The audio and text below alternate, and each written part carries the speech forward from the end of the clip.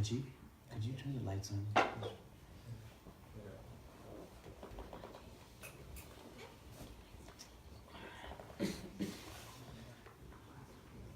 Sallallahu ala Muhammad, sallallahu alayhi wa sallam, sallallahu ala Muhammad, sallallahu alayhi wa sallam, sallallahu ala Muhammad, sallallahu alayhi wa sallam. Alhamdulillah. So I'm honored to be sharing my first official session. One of the intentions behind this retreat, when we started a year ago, is we had seen a lot of programs where there were these demarcated roles. So the staff were the organizers, they were there when your pillow wasn't fluffy enough. And was everyone's pillow sufficiently fluffy? Yeah. And then you had the kitchen staff, you would never see them, but they were the blessed souls that would toil away in the kitchen hour after hour. Then you had the teachers. And the teacher's responsibility generally was to give a few talks, and then oftentimes they would disappear, and you would hope to email them in the future and follow up with the conversation. And then you had attendees, and the attendees were there generally to consume.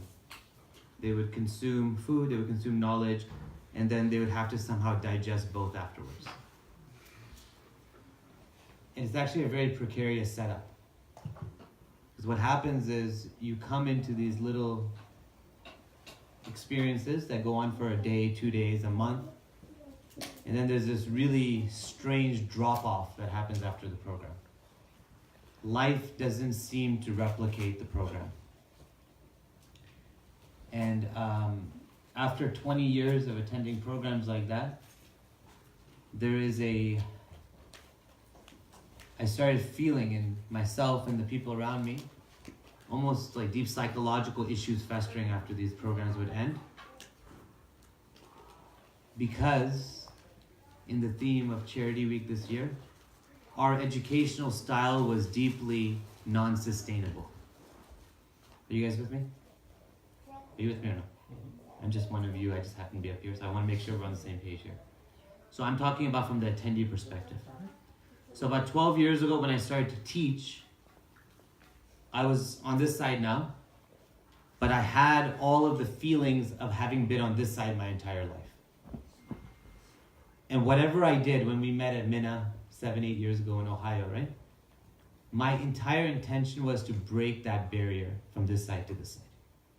So we're going to start breaking that barrier, and this retreat is going to take a turn, inshallah.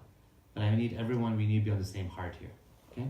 So I need everyone to come all the way to the front, first of all. There's a reason that, and if you're very, very comfortable, maybe shift just a little, but stay where, and if you're older than me, you don't have to listen to me. Everyone else, I'm older than you. As a big brother, I'm asking everyone to come all the way to the front, inshallah. Just, if the camera's here, you want to be behind that, that's fine. But we want to be close. Okay, that's the first thing we're going to do, inshallah. There's enough distance and alienation in this world. There will not be any distance or alienation in this program. We want to be close to one another.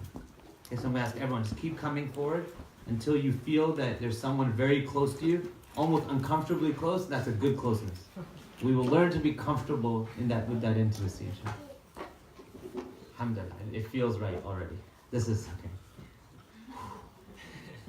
It's really lonely up here, so I'm serious, and this makes it feel like we're together. So right now we have eliminated now, inshallah, the physical divide. But there's another layer of divide.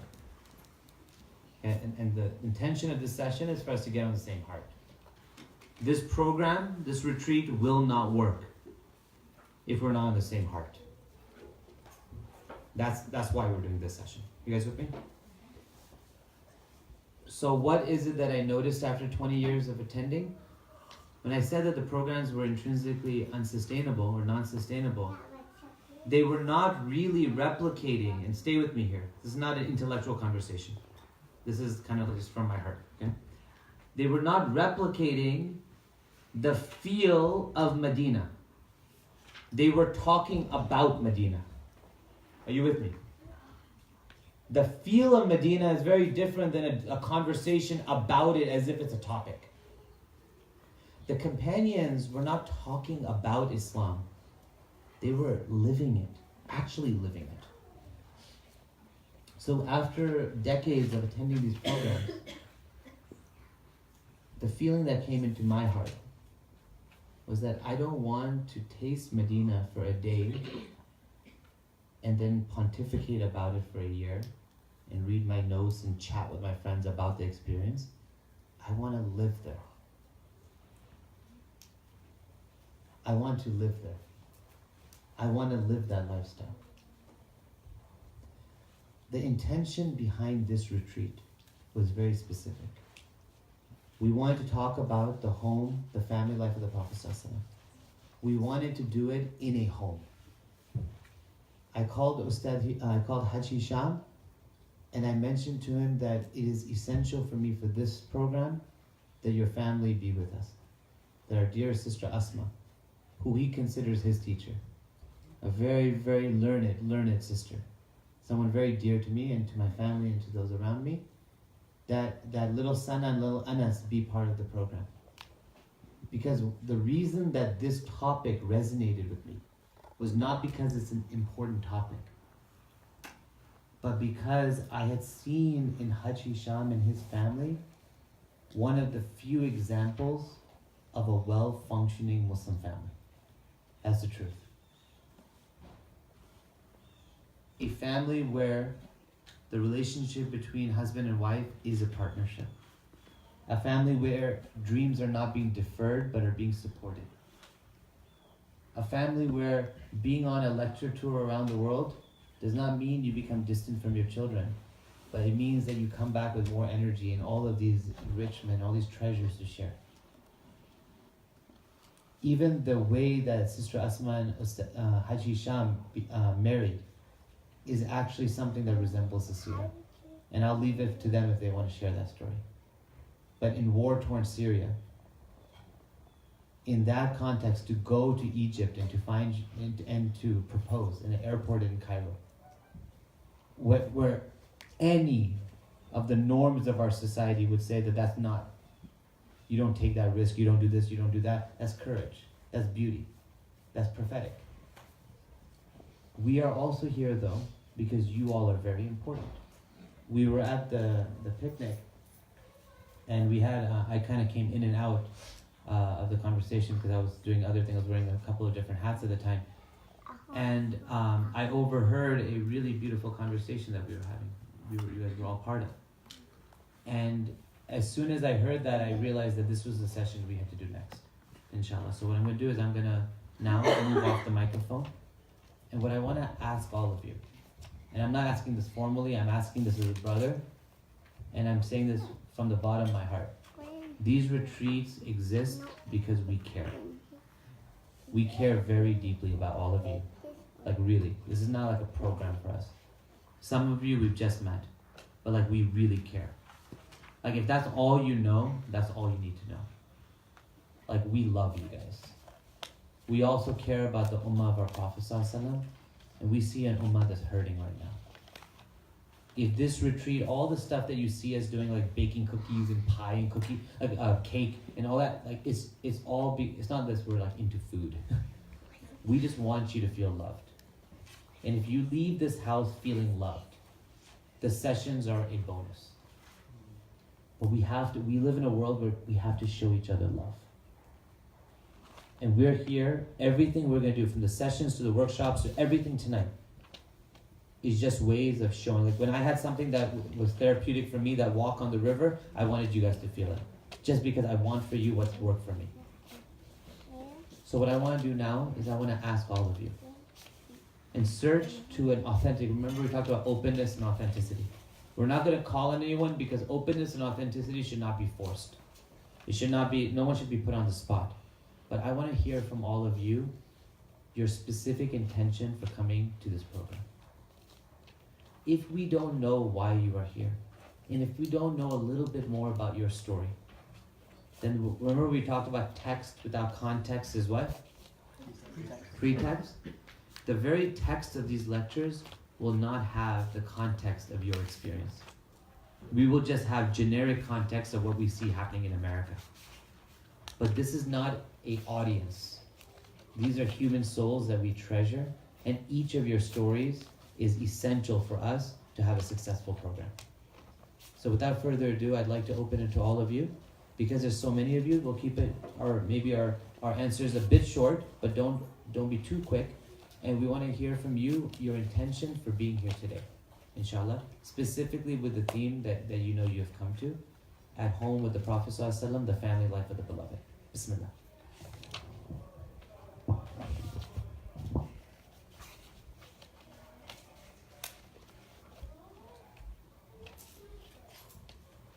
There's no rush. Take your time. Whenever someone wants to share, you can raise your hand.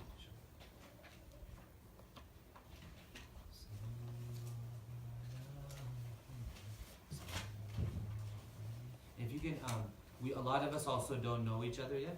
So what I'm gonna ask is just to say your name. Alright, so my name is Muzammil. This is my first time here. I'm going through a great experience so far. I think you said it best yesterday. My reason for coming here was primarily to, one, become a better son, right? And second, to be a better husband. So I'm getting married in December, inshallah. So hopefully, take that right step and be a better husband too. And then one day, if Allah so wills, and be a better father as well, inshallah. Those are beautiful intentions.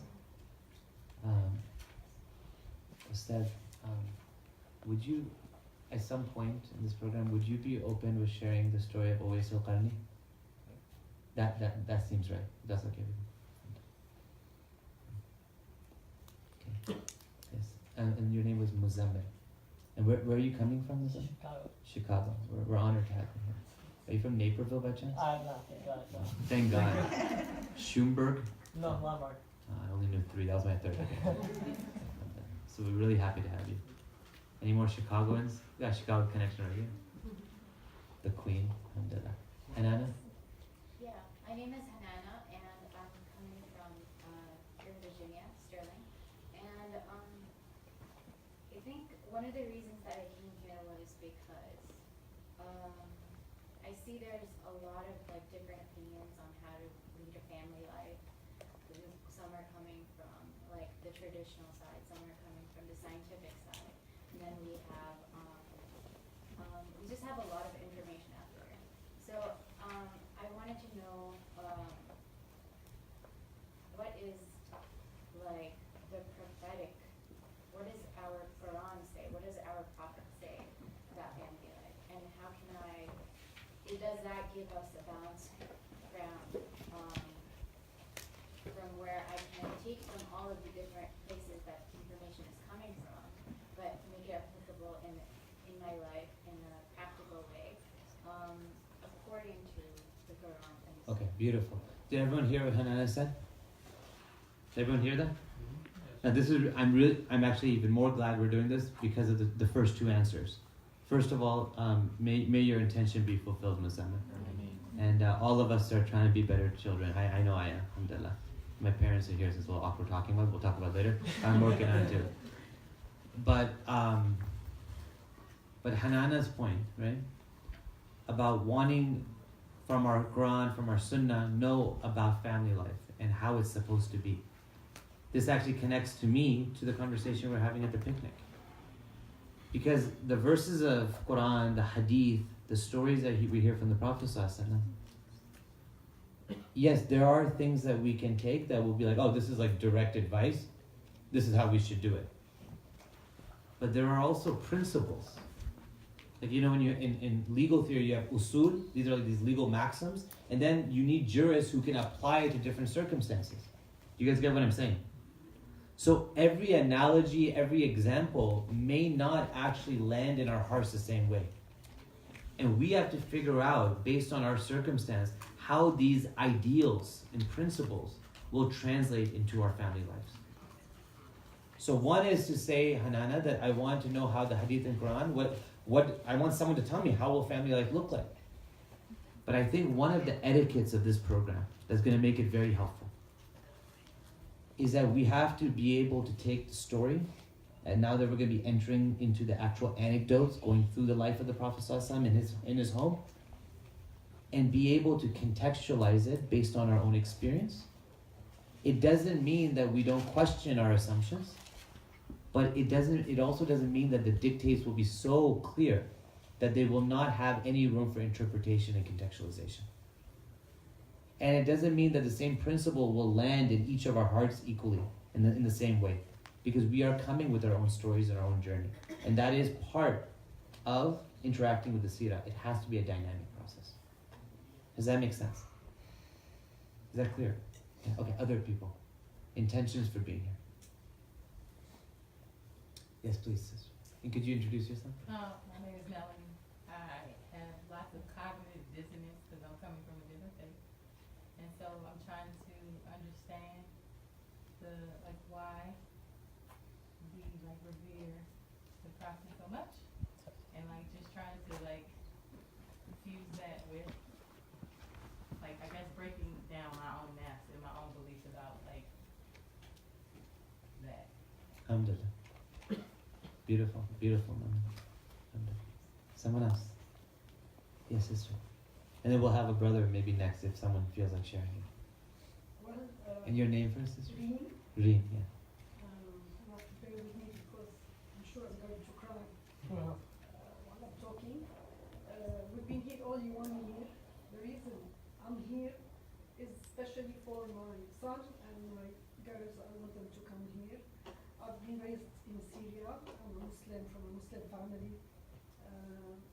A modest family. We practiced Islam all our life. Not strict Islam like Saudis. It's more like Sufism, Sufi Islam. When the war happened in Syria, we moved to Lebanon, and I felt that my kids, they are not proud about Islam anymore because of ISIS, because what's happening in Syria, because Muslims are killing Muslims everywhere, in Libya, in Syria. I felt that they are shaking, and I'm not a scholar, I know Islam, I'm proud of Islam. Every day I thank God because I am Muslim, that I can speak Arabic, that I can read Quran, and I'm very satisfied. I don't have any questions about Islam. I'm lucky because God chose me to be a Muslim. But I want this feeling for my kids, and I can't transmit it. Even I'm living as a Muslim, but I felt there's something missing. And when we lived in Lebanon for 6-7 years, different area in Lebanon, you don't hear about Islam. You only hear about Shia and Sunni. And this was even more terrible.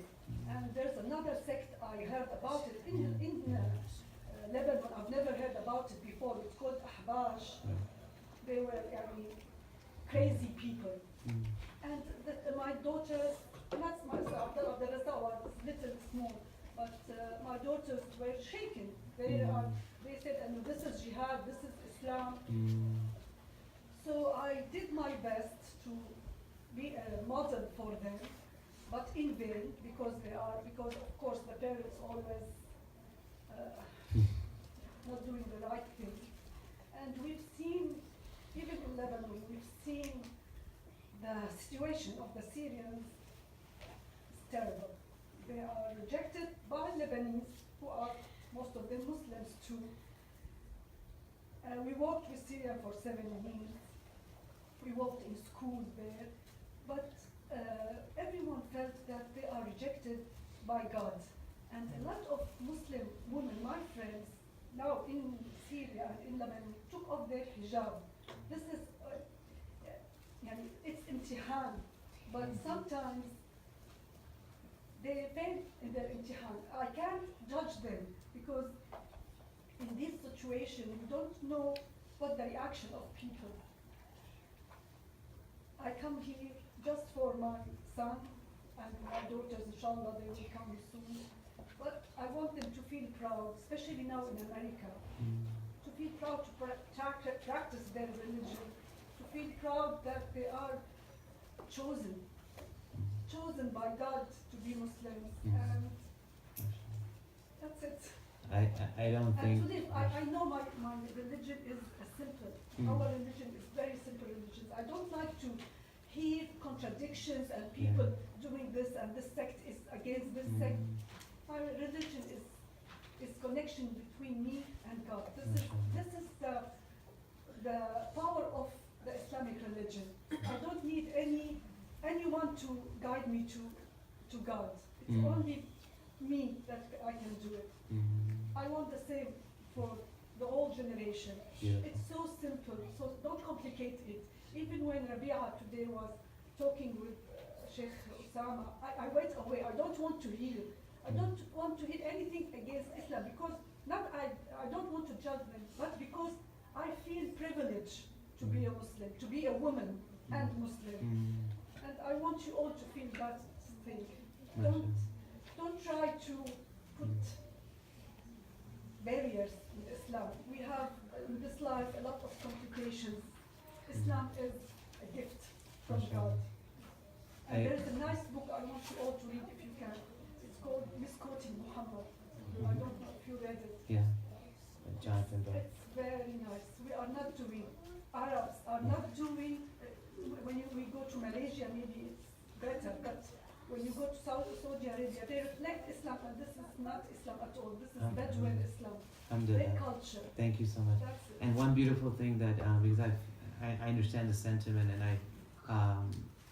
I've met many people in Saudi. There are definitely some general trends in Saudi that are in that direction. There's also a lot of other things happening there too now, mashallah, of great beauty and diversity. But I just want to first say that you are most welcome here. We're honored, and I actually felt in the conversation that you mentioned with our dear sister Rabia and others, the way I understood those conversations was someone who is also seeking that simplicity, and you are most welcome here, and those questions are most welcomed here. Rabia is a seeker of truth, and a lot of the questions that seem complicated are not because they're creating people are creating complexity, is because we're trying to get through a complex world where people are trying to keep us from what's simple. You know, and I see I would follow Rabia in her search for truth, because that's a path that I am inspired by. But what you have gone through, I have no idea, you know, what had led you here, but all I can say is ahlan wa sahlan, like you are most welcome, and you should be very proud of your children, because now I understand your son's reflection from yesterday. Your beautiful reflection from yesterday on Khidr. Now I get it. My mom asked me about it. She was like, what do you think his connection was to that story? And I get it now, mashallah. And may you always find that Khidri voice in your mind. You know what I mean?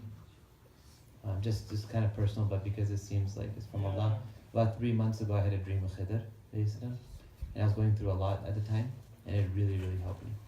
And may you always have that light, that Khidri light, that dark green cloak. MashaAllah. We have heroes in this group. Anybody else? I can share, but I think you wanted the brother. Yeah, so do we have one of the brothers that wants to share? Please. Assalamu alaikum everyone, my name is Mujib.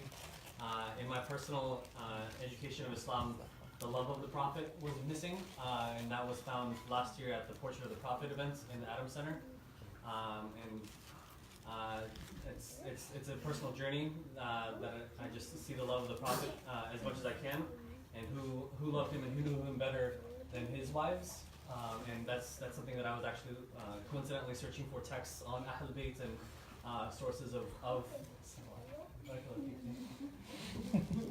I was searching for this kind of knowledge just to better myself, because like Brother Saad mentioned last night that the Prophet led so many different lives in one lifetime, but we could all attain to the home life that he had. And so this happened to have been perfectly fallen on my path, alhamdulillah. And may I segue just one point that I want to hear from Nida, I want to hear from Zainab and everyone. Sheikh Hamza once asked us, we were at this program 12, 13 years ago, and he said, what was the secret of Medina? He said, what was the secret of Medina, right? people had all these different answers. And then he just kind of jumped in and he said, I'm going to resist doing my impression. Because every time I give a speech, I actually have his voice in my head and then I just channel it back into my own voice. I have to translate it because that's like my natural go-to voice when I write talk. But he said the secret of Medina is that you had an entire city of people who had fallen in love with Allah and the Prophet ﷺ. They actually had there was very little in common between them except for that meaning. There were sinners and saints. There were people who had been gamblers and they had done every major sin. And some of them continue doing that. Right? I mean, amongst the companions, how do we know the punishment of major sins? We had a companion who did it. Really. And then they were on, of course, a path of purification. And of course, the elite amongst the companions, for them, they were in a very high station. But what kept them together? This love that was so deep. What will bind this retreat? I was thinking about it during the walk. What is the magic of these retreats? That as we perceive these lectures, we discuss with each other, we have our points of difference, our points of agreement. It's all done with love. And you said it best at the picnic, Sister Rabia. Like one thing I love about this group, one thing I love about my teacher Haji Sham and Ustaz Sayyid Omera and our dearest Ustada Aisha Prime, is that there's sincerity. Whatever is being said is from a heart that desperately cares about the people of Prophet Muhammad. And when there's love and there's sincerity, all the details will work out. But the principles of sincerity and love, bind us. They keep us together. Right? Nida? And then Zainab. Assalamualaikum, Nida. My intentions for being here, I think, I've been feeling very purposeless these days. Purposeless? Purposeless, yeah, lacking purpose. Kind of an existential crisis. I think purpose lies somewhere in us being connected to one another or serving one another. So I figured the best place to start was looking at the life of Rasulullah and how he served the people that he was closest with. And then maybe that would give me some sense of purpose. I would only hope that if I ever went through a phase that I didn't have purpose, that I would carry it the way you do. Because you carried that phase really well. Just like constant goodness to everyone around you. May Allah bless you. Assalamu alaikum everyone, I'm Zainab. I'm here from Toronto with my husband Omer. My intention for being here was actually more for the environment than the content. I think the content is obviously a very important top theme, and there are pearls I want to derive from that. But I think the environment, so I was first exposed to some of the people here and Hisham from Bawaki 2012. And I remember in some of the talks of talking about the Quran and the Prophet ﷺ, and Allah, in feeling a quiver in my heart that it's as real of a sensation as water against your skin. It's a very real and distinct sensation, which makes you really question whether you're actually alive in other moments of your life. And it's I think for me, I think you were saying that oftentimes people can experience this high after retreat. It is a rare feeling, and it's not necessarily depressing or hard for me when I lose it, because I feel like it kind of grounds me and gives me the knowledge that exists, which is, I think, an important thing that helps me kind of hang on and seek out the next moment when I can experience that sensation again. And I seem to experience more of that in these environments. So. That point you said about you were here for the environment, and the sessions and the topics are also great and the theme is great. Isn't that what Medina was? What was Medina? Because every companion experienced some of the detailed aspects of Medina differently. Khalid bin Walid is in the battlefield. He's not Abu Huraira narrating thousands of hadith, right? I mean, if you look at the diversity of the companions, the experience of who was the first martyr of Islam? Huh? Sumayya, and then what was her husband's name? Yasser. When did they, huh? Ammar was their son. Ammar bin Yasser, exactly. Thank you so much. So you have Yasser and Sumayya, right? And I actually, my cousin's name is Yasser and he married Sumayya. And their son's name is? But he will not be told the reason that he's named that. He's much later in life, maybe traumatizing for him. But these blessed two souls who passed away very, very early in the message, their experience of their deen was an environment. If you go to the blessed Sumayya radiallahu anha and you say, hey, did you ever read Surah Kahf? Like, they passed away before the 5 prayers were mandatory, before the fasting of Ramadan. The things that we talk about is our experience of faith and religion. Of what from that? They never did Hajj. Of the pillars of Islam, they did Shahada, and then they became Shaheed. It's amazing. Very few of the companions that we always talk about by name actually ever read the entire Quran. Because anyone that passed away before the Prophet ﷺ passed away before all the surahs of the Quran are revealed.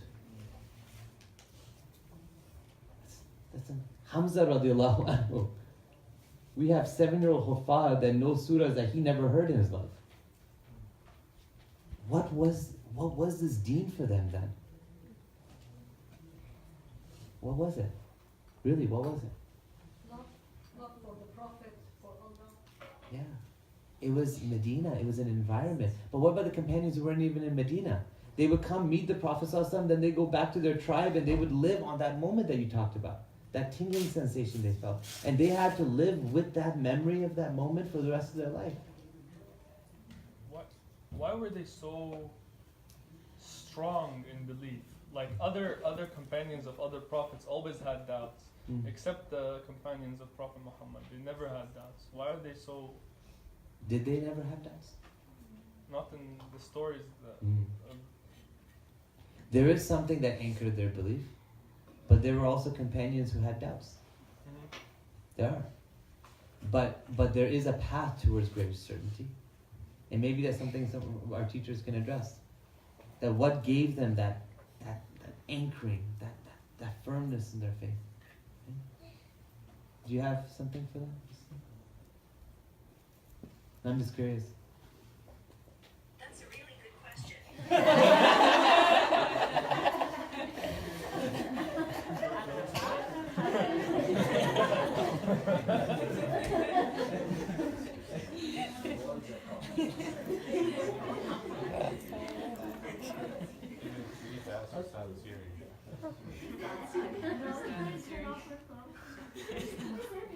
Maybe that's something to explore. That's something to explore.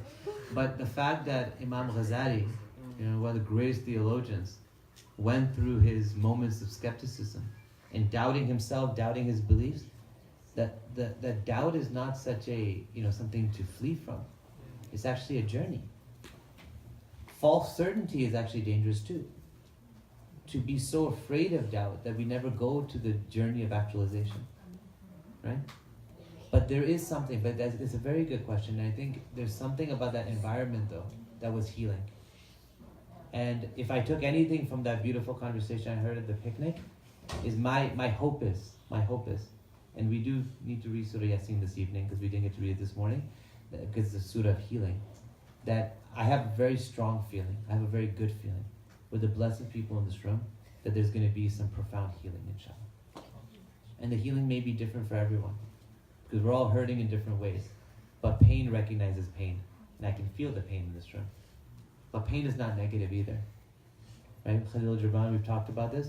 He says, sorrow carves into you, so we can be filled with more joy. The Reed Society, a reed must be carved in pain before making music. Clay must be burned in fire before being filled with drink. So through pain, through usr comes yusr. We were in North Carolina, we met the incredible Sister Layla Baraka, Dia, the three heroes, Dia's mother, who I had been at their home before their tragedy because I'm friends with Faris. And the way she spoke about pain after what she's been through at the lighthouse in North Carolina, she was talking about losing her son and her daughter-in-law, etc. And she said that the one thing she learned from that experience is not after hardship comes ease, it's ma'a, with. And we're very honored to have our dear brother Sanusi and our dear Sheikh Muhammad Majid, and that's my cue. Alhamdulillah, I'm gonna pass it along. طلع البدر علينا من ثنيات الوداع وجب الشكر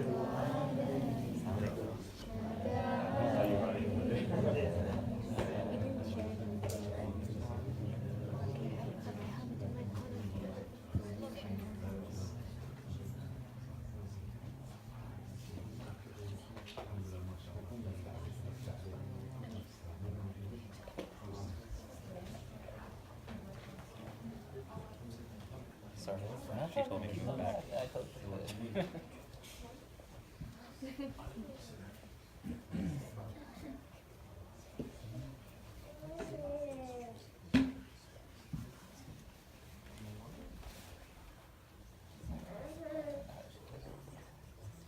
Bismillah ar-Rahman ar-Rahim. Assalamu alaikum wa rahmatullahi wa barakatuh. We are greatly blessed by this visit that was just on time. Sheikh Majid has been an influence in my life since 1993. He's sort of taken me under his wing. I haven't been the very best of students, but one of the greatest accomplishments I have to sort of meet my Lord with on the Day of Judgment is through the bounty of Allah subhanahu wa ta'ala that He has accepted me as His student. He is actually the one who's behind Lanterna. Sheikh Majid and I have been in conversation for quite a few years, talking about what I am supposed to do with what he is teaching me. And he has been teaching me quite diligently. I don't want to say how much time he has invested in me because whatever I reflect is actually abysmal with respect to what he has actually invested.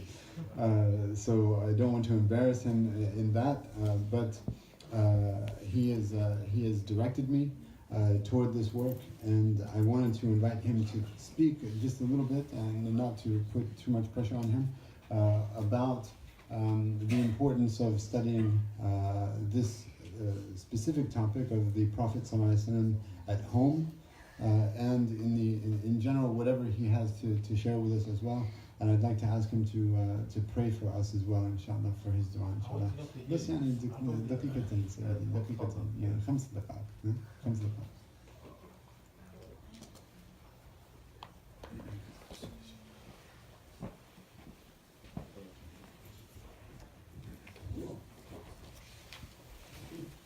Assalamu alaikum wa rahmatullah. Bismillah, alhamdulillah, salatu wassalamu ala rasulillah. Sudanese expression, there's expression in Sudan. It says, Al-Hiwar الذي غلب شيخه. Hiwar غلب شيخه. سمعتوا هذا? Which means the disciple who become better than his sheikh. Which is that I think that's what Hisham is. Alhamdulillah. First of all, I see the blessing of this work, and my dear brother Hisham shared with me his passion about teaching about Rasul sallallahu alaihi wasallam. I felt it in his way he was teaching, the way he talked about Rasul sallallahu alaihi wasallam. I told him that you have to share this. You have to be able to gather people around Rasul sallallahu alaihi wasallam. Alhamdulillah, Allah gifted him with the ability of conveying this beautiful teaching of Rasul sallallahu alaihi wasallam, and I'm so glad all of you are here, and I want you to spread the word that to do more of this, inshallah, and make this institution the beacon of hope and the light in North America, inshallah.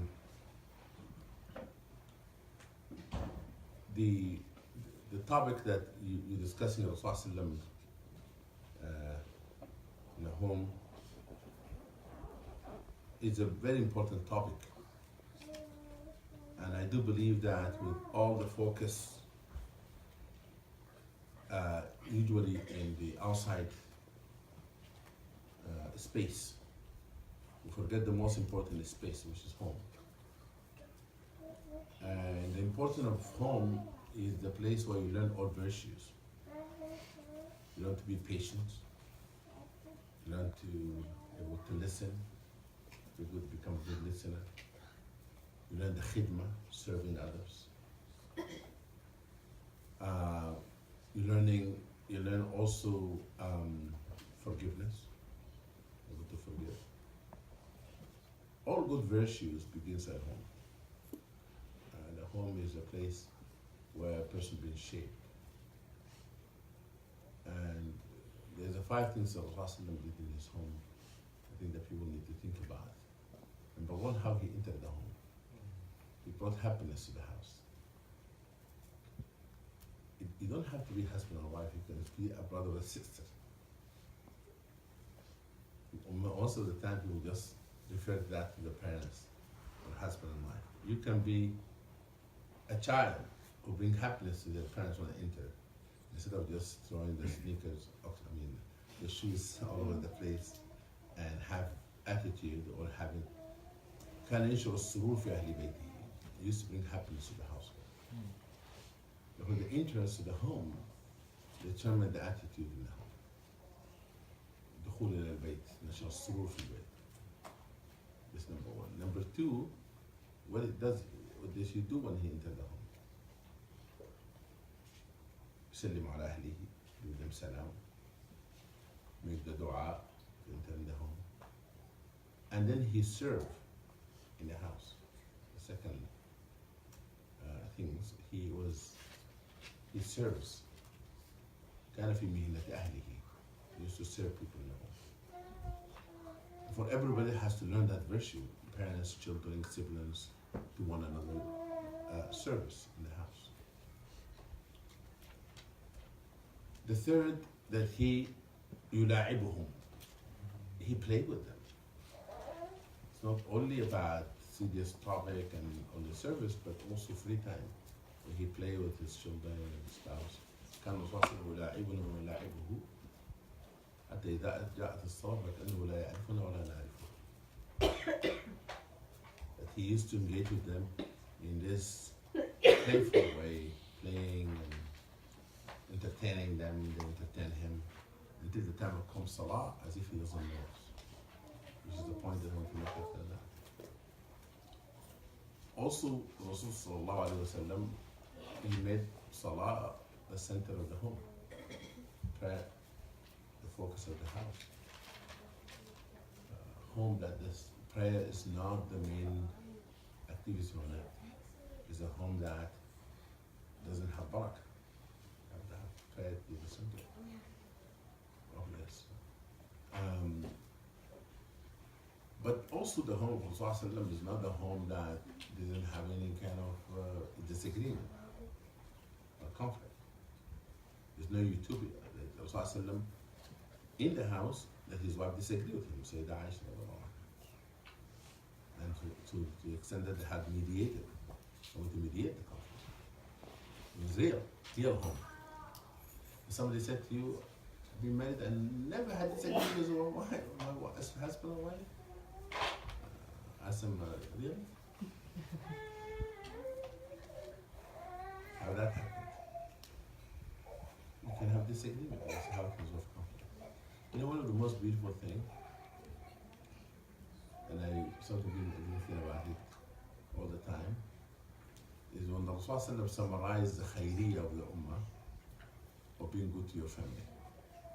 So khayrukum khayrukum li ahli, wa ana khayrukum li ahli. The best among you are the best of their family. I am the best of my family. Before that's how you test person.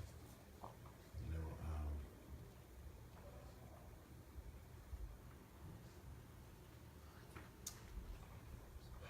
one of the biggest challenge for a person in life is what his children or her children will remember them with when they die. Honestly. Because everyone else might forget about us. But I don't like my children to forget about me. I want them to remember the things that I taught them. Yusuf alayhi salam remembers his father in the most difficult time.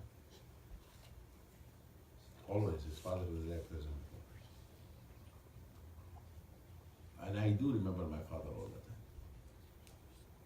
I make dua for my father every salah, and my mother. Every salah. Since I was 10 years old. I do not miss one salah. And they make dua. For a person have to remember that what you're going to leave behind the people to remember with. A person might not be married, but what his siblings will remember him. It's not all about married people.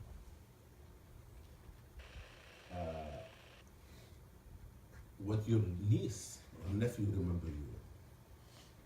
Because our uncles will have a great impact on me as well. Because it doesn't have to be a husband and wife to be a family. Being a child, being a parents, being a grandparents, being a siblings, being an uncle. Well, this just will be my my humble contribution. With all of you. I'm finished. This is my humble contribution to this gathering. Muslim in America, you have to do a lot of focus also from within. Like, you know, what can we do to strengthen, create resilience in family, in the community? I find that to be should be one of the strategic planning of the Muslim community in America. Have things around families, should family. But may Allah subhanahu wa ta'ala bless this gathering, bless all of you, and bless Haji Hisham. That's Hisham. I think the only one allowed to call him Sheikh. I know he said that no one call him Sheikh. Bless him, bless his effort, Sa'ad, and make this gathering the gathering that he will remember in the day of judgment. Always, you know, when I see Muslim gathering like this, I try to remember the gathering in Jannah. Like, would you have this conversation in paradise? Allah subhanahu wa ta'ala unite our heart in his love, love with Prophet Muhammad sallallahu alayhi wa ala alihi wa sallam, and have us to be at his hawd and to drink from his hand. Allah subhanahu wa ta'ala purify our heart, clean our heart from envy, from hatred, from jealousy, and produce his love and love for your Prophet Muhammad sallallahu alayhi wa sallam.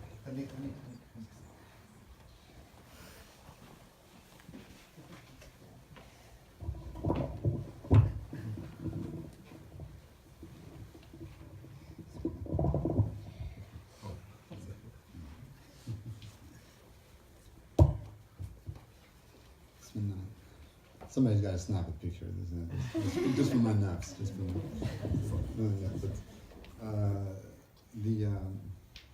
Alhamdulillah Rabbil Alameen, we are, one of the benefits of sitting at the feet of scholars and taking directly from them is that they give you something that's not there in the books. Right?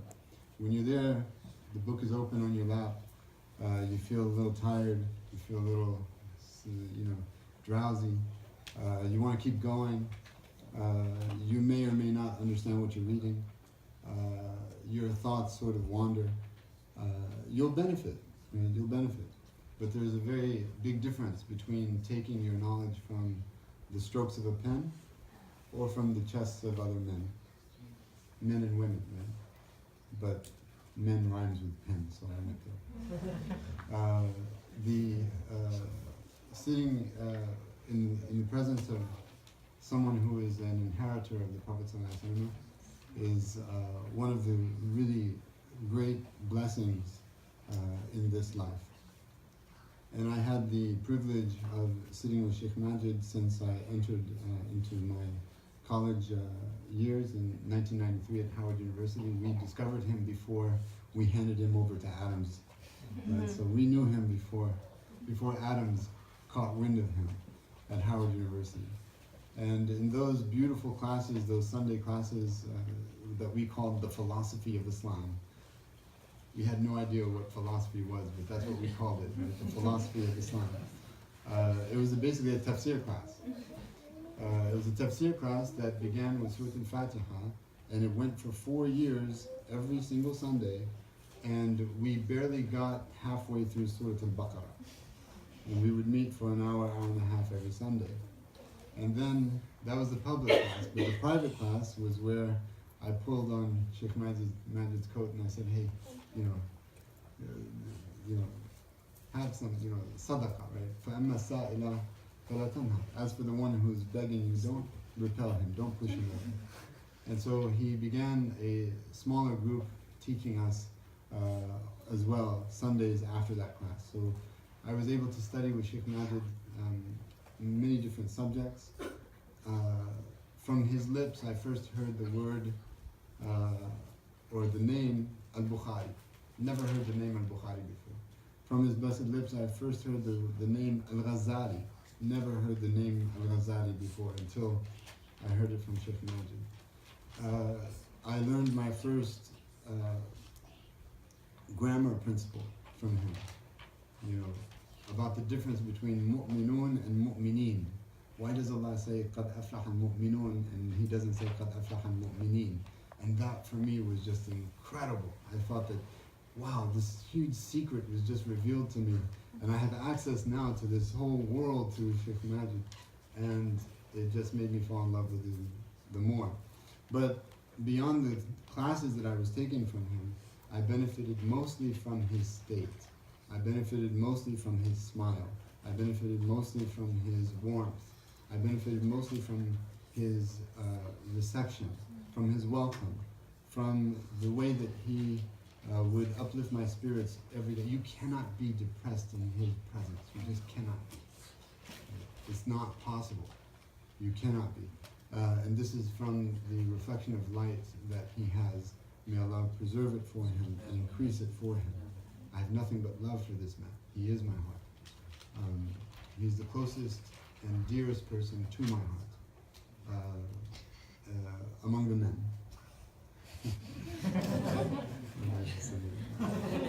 Among the men. They asked the Prophet ﷺ, who's your most favorite person? He said, Aisha. He said, I have no hope for Aisha. He said, among the men. He said, well, Abuha. He said, her father. So I would like to present him with a very small gift, a token of my appreciation for all of the years that he has spent. This book is called Zad al-Salik, Sharh Hasan al-Salik. You have this book? You don't have this book, no. Zad al-Salik this is a book, it's a commentary on Maliki fiqh, and he has been my fiqh teacher for years now. And the title is Zad al-Salik, the provision for the wayfarer. And because he has been my provision as I wayfare, he has been my provision as I am seeking. I thought it worthy to present to him a book that captures what he has meant for me on my own path to Allah subhanahu wa ta'ala. Zad al-Salik is the provision for the seeker, and he is. If I am a seeker, he is my provision, and I make. I didn't know that I'm gonna get in trouble that much. When you come to this, I told him. Thank you, appreciate it. But you have to teach with me.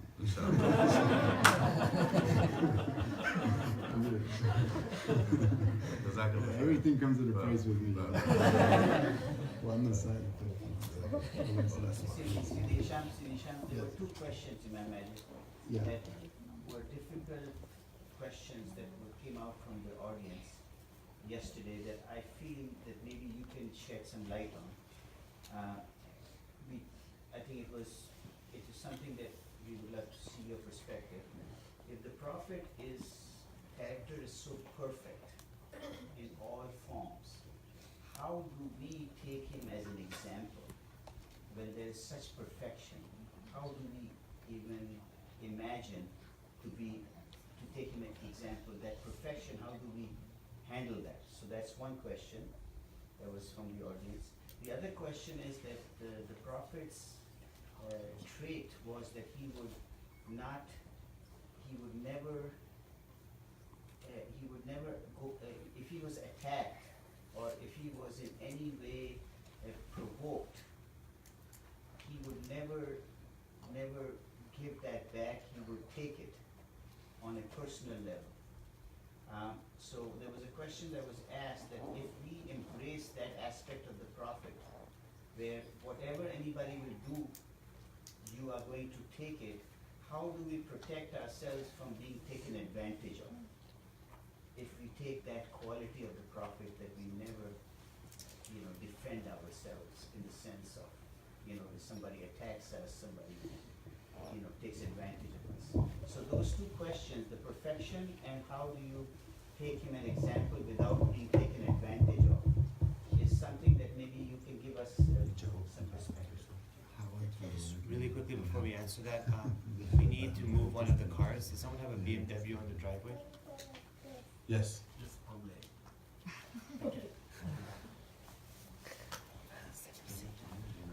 طيب بسم الله والحمد لله والصلاة والسلام على رسول الله.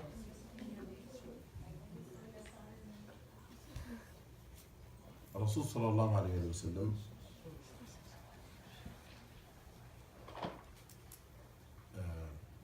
was a human, بشر ليس كالبشر. Is human in many aspects of human. But the difference between بشر and إنسان هو الإنسان الكامل. In looking to Rasul sallallahu alayhi wa sallam life, Allah subhanahu wa ta'ala telling us that in the Quran, the story of many events. There was also a time where Allah subhanahu wa ta'ala told Rasul sallallahu alayhi wa sallam, he made ijtihad, Rasul made ijtihad, but Allah subhanahu wa ta'ala said the better position could have been this in the Quran. But the most important aspect of this, that Allah subhanahu wa ta'ala spoke about the feeling of Rasul, that he has huzn like we do, he has sadness. He wanted everyone to accept his message. He was surprised at why people not accepting it. Why not accepting the message? It's so clear, like the sun during the day. Allah telling us that Rasul makes you feel sad because people not accepting the message. لا تذهب نفسك عليهم حسرات. Don't kill yourself after them. لعلك باخع نفسك على آثارهم. You might kill yourself because they don't believe. You want them to accept, so keen to have them to accept. That is exhausting your emotion. That's one aspect. If Allah subhanahu wa ta'ala comfort him, he said to him, إنهم لا يكذبونك. They're not rejecting you. That call that cognitive therapy. إنهم لا يكذبونك ولكن الظالمين بآيات الله يجحدون. They're not rejecting you, they're rejecting my ayah. Therefore, even in the places where Allah subhanahu wa ta'ala that he directed the Rasul sallallahu alaihi wasallam, له لا عليه. For him, not against him. When he said, I will not gonna eat honey, Allah didn't want him to enjoy the honey. He said, لا تحرم ما أحل الله لك. In many ta'ala showing us the bashariyah of Rasul sallallahu that Rasul as a human being, he felt sad. He said, نعلم أنه يضيق صدرك ما يقولون. We know that your heart becomes tired. لا يحزنك قولهم. Surah Yasin. Don't let them sadden you, but what they say against you. نعلم ما يسرون وما يعلنون. Well, that's your model, that's your behavior. That you feel that Rasulullah in Taif, he expressed his vulnerability before Allah subhanahu wa ta'ala. اللهم أشكو إليك ضعف قوتي وقلة حيلتي وهواني على الناس. Oh Allah, to you I declare my weaknesses, my loss of strength, and the humiliation I'm getting from people. You can relate to that. And then he said to Allah, to whom you have left me? إلى من تكلني? To this enemy that really after me, or those close people in Mecca that betraying me? Where I should go? You can relate to that.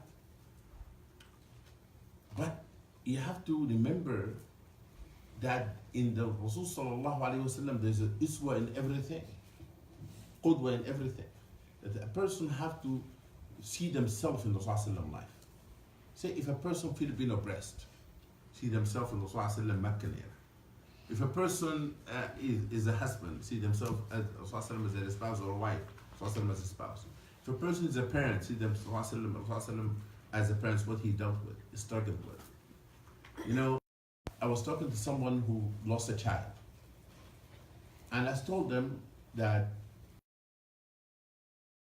time except Fatima. Before, there's so much that model example that we can learn from.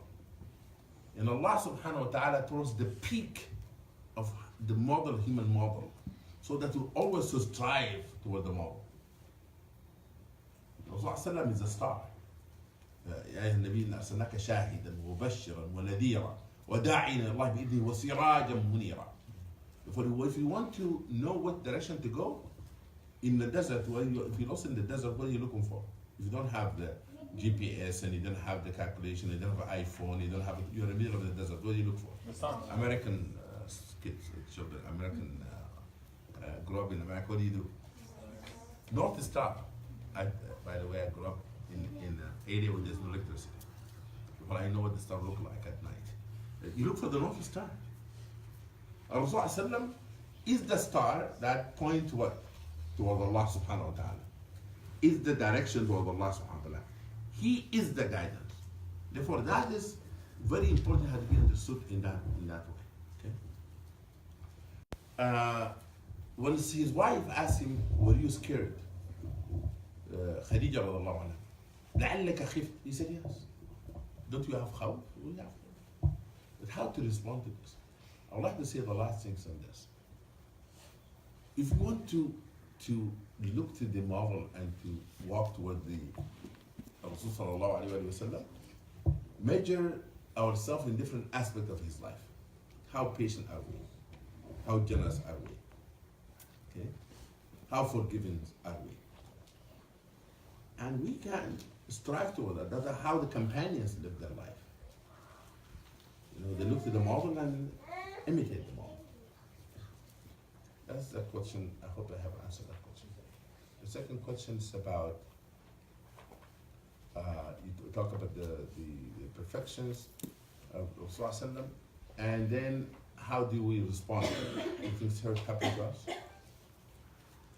You have to remember, when the Rasulullah saw injustice happen to somebody else, he did not accept it. He didn't accept injustice happening. But you have to remember, Rasulullah as a prophet, have so shown tremendous strength of not to use his power in a person's level.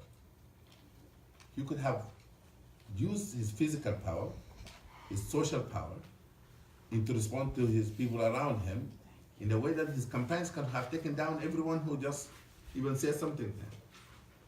But he didn't use that because he is al-hadi. He wants to guide everybody. And he wants that person, even who doesn't like him, Allah to open their heart to Islam. Okay? But he never took it personal. But when he saw one of his companions hitting a child, Rasulullah never used to shout, but he shouted that day from far. تذكر قدرة الله عليك لا قدرتك على الغلام. Remember the power of Allah over you, not your power over the young boy. And it was Ibn Abbas. He said, I never hit any person after that.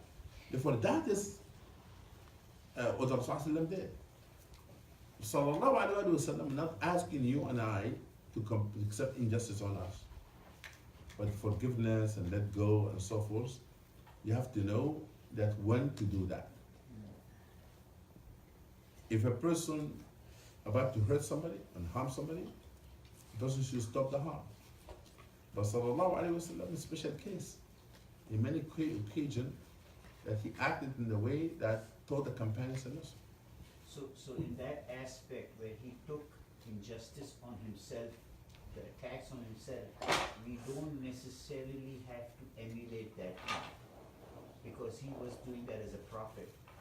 And Yeah. he had too much power that if he took any personal action that would Exactly. destroy that person. Exactly. So he took it. Yes. Because he was protected by Allah also. And not only that, he has the ability to punish. That's right. That's right. So He was that- not, he has the ability to punish, especially in Medina. He has the ability to punish all of those people.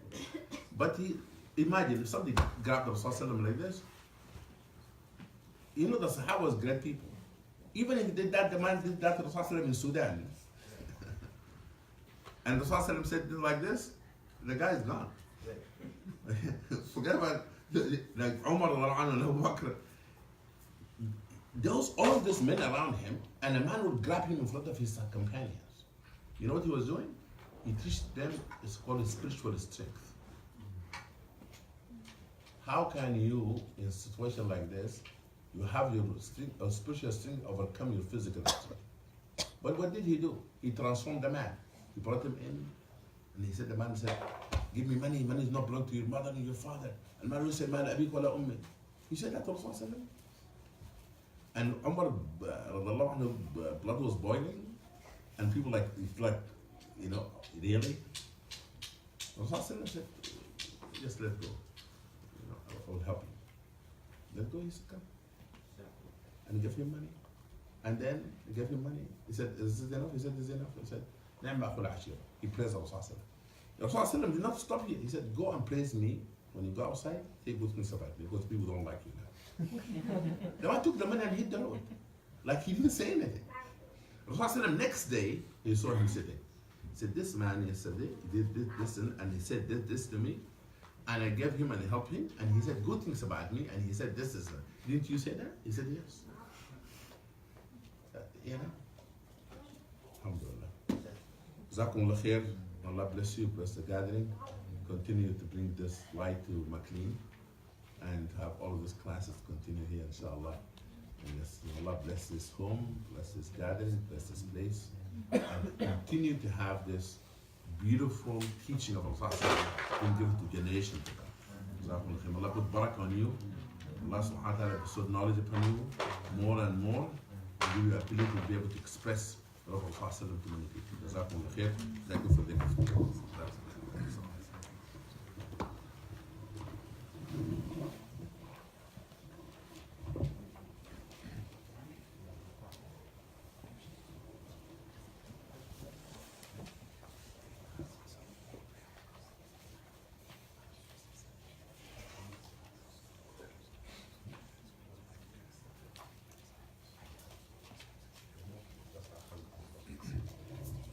Alhamdulillah, Lanterna is fulfilling its vision, its purpose, in connecting you to the true luminaries who are alive, who are doing this beautiful work, who are recipients and inheritors of the tradition. We were blessed with Aisha Prime, with Sheikh Majid, and we also have a dear and distinguished guest among us, Sheikh Sayyid Umair, who I have only known for quite a short time. I think we've only spent an hour or so together.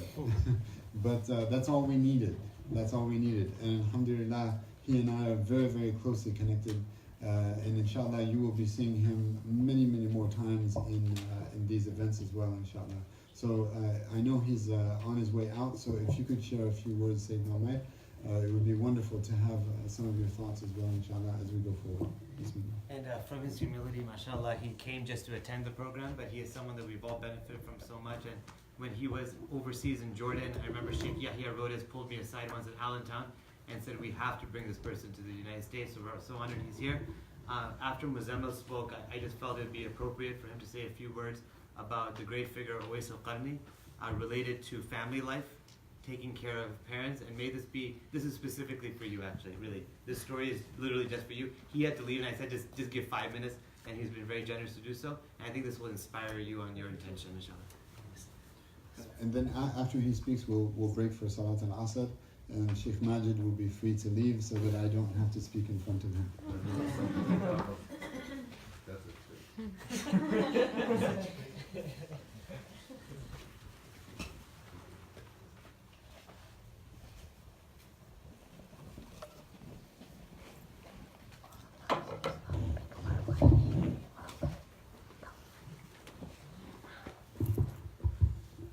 بسم الله الرحمن الرحيم الحمد لوليه والصلاة والسلام على نبيه وبعد صلوا على محمد. So I've been asked to speak about Sayyidina Uwais al-Qarni, and before I do that, I just want to ask everyone to do something.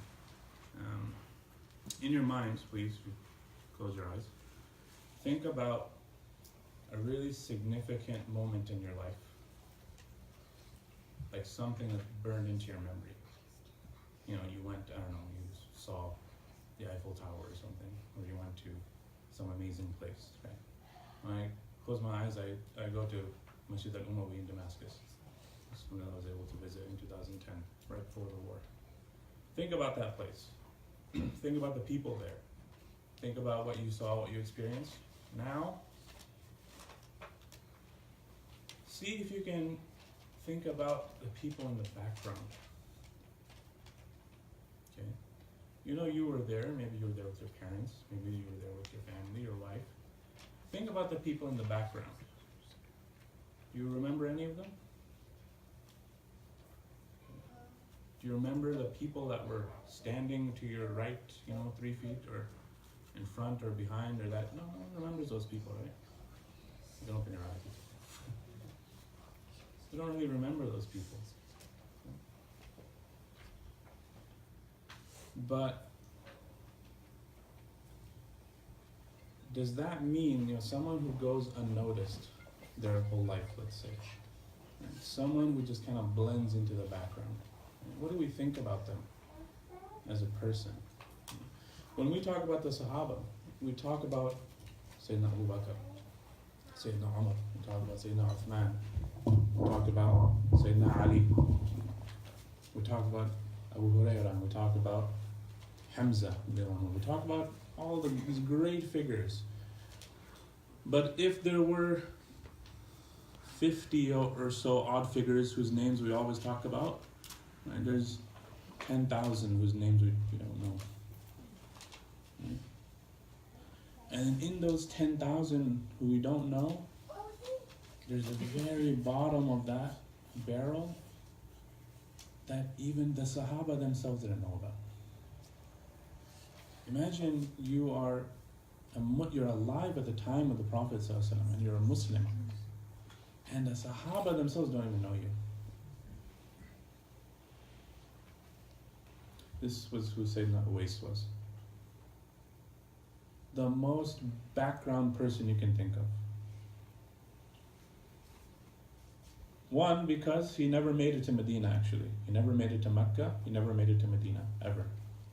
You know where he lived? He lived in a town called Qarn, which is in the farmlands of Yemen. So he was far, far, far away. No one ever encountered him, never had any significance really in the sense of what we talk about, like the accomplishments. You talk about the accomplishments of Sayyidina Umar. Sayyidina Uwais doesn't have any accomplishments.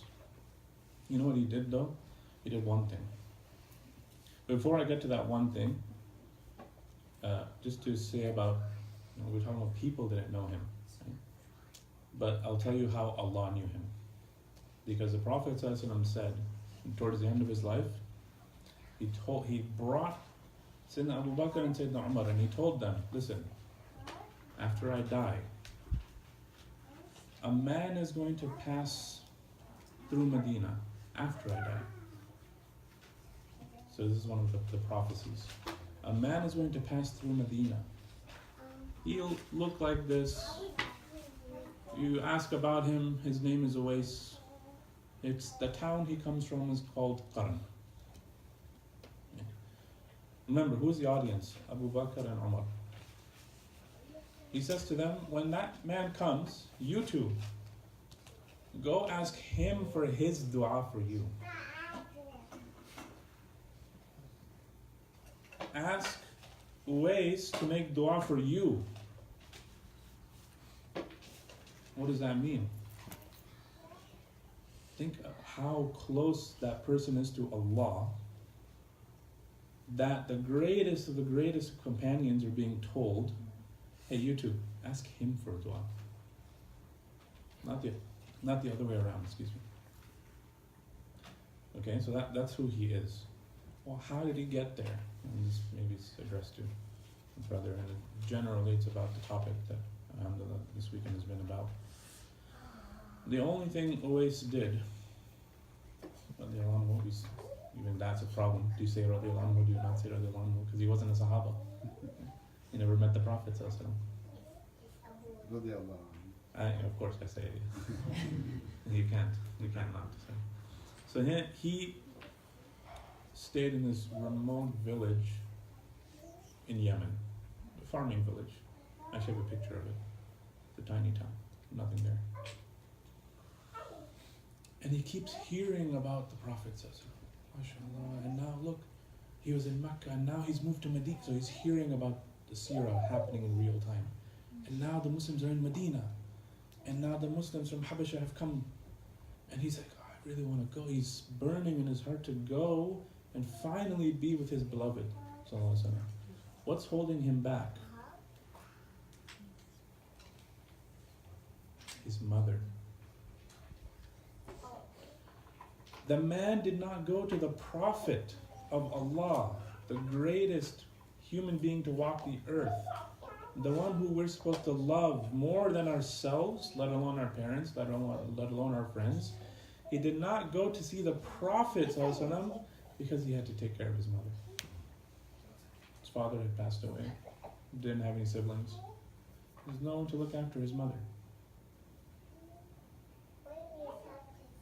For the sake of his mother, he never saw the Prophet ﷺ in his life. With his own two eyes, never saw him.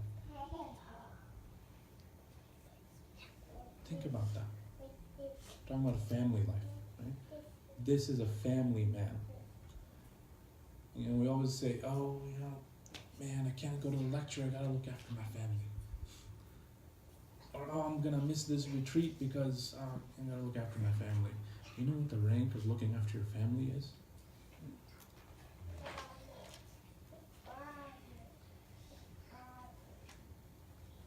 Allah subhanahu wa ta'ala says in the Quran 4 places, He tells us, He made a covenant with Bani Israel. He says in other places, it's a direct command. Allah subhanahu wa ta'ala says, لا تشركوا بالله, or لا تشركون بالله وبالوالدين إحسانا.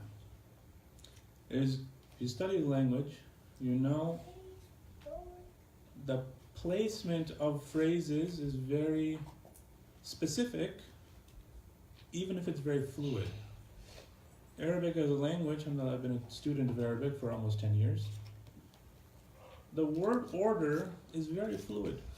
You can say the same sentence 6 different ways. Just move the words around. It doesn't matter. Because a word order doesn't determine the meaning. But what word order does is it creates these little pockets of significance. Okay? So the fact that Allah says, before talking about before talking about Saum, Hajj, this, that, anything you can think about, Allah subhanahu wa ta'ala says, here's what you don't do. He didn't say first right away, He didn't say, oh, don't miss your fasts, don't miss your prayer. He said, don't commit shirk. And immediately after that He says, be good to your parents. The fact that those things are back to back is extremely significant. This is the crux of Tawheed. Don't commit shirk. Right after Tawheed what do? Look after your parents. Right after Tawheed, look after your parents first. I was in a lecture once, maybe 15 years ago, I don't remember. Something stuck in my mind again. Someone asked one of the shuyukh, they said, why was the Prophet ﷺ orphaned? Because we say Allah has a hikmah behind everything he does. Why was the Prophet ﷺ made an orphan? What's the hikmah behind that?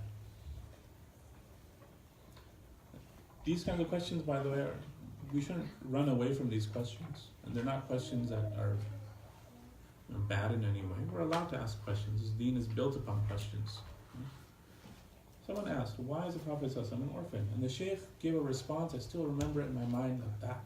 Because it was something so outside the box I could never have thought of it. He said, if the Prophet ﷺ's parents had been alive, and you and I would have seen or heard of the type of son he would have been, if you knew how good of a son the Prophet ﷺ would have been to his parents, how diligent he would have been, no children after him could ever have matched his diligence to his parents. No one could ever have matched his ihsan that he would have had towards his father and mother if they had been alive. Therefore, every child alive would have been a sinner. No child could ever have done that, what he would have done. So as a mercy to us, pathetic me, call my mother once a week or something, I would have been in sin. I still am in sin, obviously. But I would have been in greater sin if I would not have followed the prophetic example of him as a son. I'll never forget that response. So, to the fathers or expectant fathers, to the sons and daughters, to the wives and spouses, the perfect spiritual connection that you seek with Allah, it can be done anywhere. Okay? You don't need to travel and be like a groupie and go to I'm going to follow Sheikh Hamza in every single lecture that he gives across the world. You can be a spiritual giant just by washing your dishes at home and looking after your children and calling your mother, right? And asking your father, do you need a glass of water? Right? Yeah, Abati, would you like some tea? Those moments, just those moments, can transform you. You don't have to read the entire Musnad of Imam Ahmad al-Hanbal to reach what you need to reach as a human being. If your spouse says she's tired, usually this is going to be the wife. There's a reason I'm saying that. If your wife says she's tired, please, men, this is advice to you. Please learn how to cook 7 dishes, 1 for every day of the week. And whenever your wife gets tired, say, I'm going to cook today. For you. That's why 7, right? 1 for every day of the week. And in that khidmah that you do, that is ibadah. Just that act. Relieving your spouse. Giving someone a break. Prophet ﷺ, as Imam Majid, Allah preserve him, told us, Prophet ﷺ said in the hadith, كَانَ فِي مِحْنَةِ أَهْلِهِ. He is always he would not ask his wife to clean his clothes. He would do it himself. He would not ask his wife, my shoe broke, fix my shoe. Or his sandal rather. He would fix the straps of the sandal by himself. And Uwais al-Qarni became Uwais al-Qarni just by watching after his mother. Nothing. He didn't do anything else significant. Nothing. He read the Quran at home. He prayed his prayers on time. And looked after his mother. So bottom line,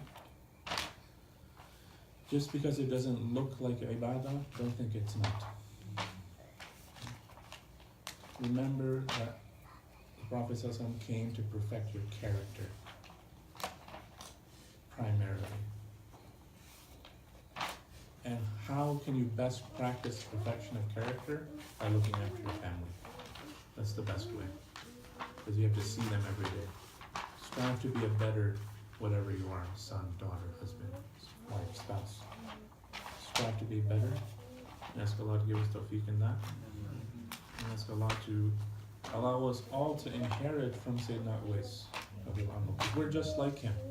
We will never see the Prophet ﷺ with our physical eyes. None of us will. Physical eyes. No. Obviously in our heart, we should strive to see the Prophet ﷺ everywhere. But that doesn't mean that we can't become great people. You just have to start with the basics. Start with the basics, then build up. And we ask Allah to forgive us all our sins and bless our teachers and preserve our teachers, inshallah, and allow us to continue to come into events like this, and inshallah to allow us to be sources of barakah to our family and to the entire world, and to please allow the brothers to learn how to cook a few dishes, inshallah.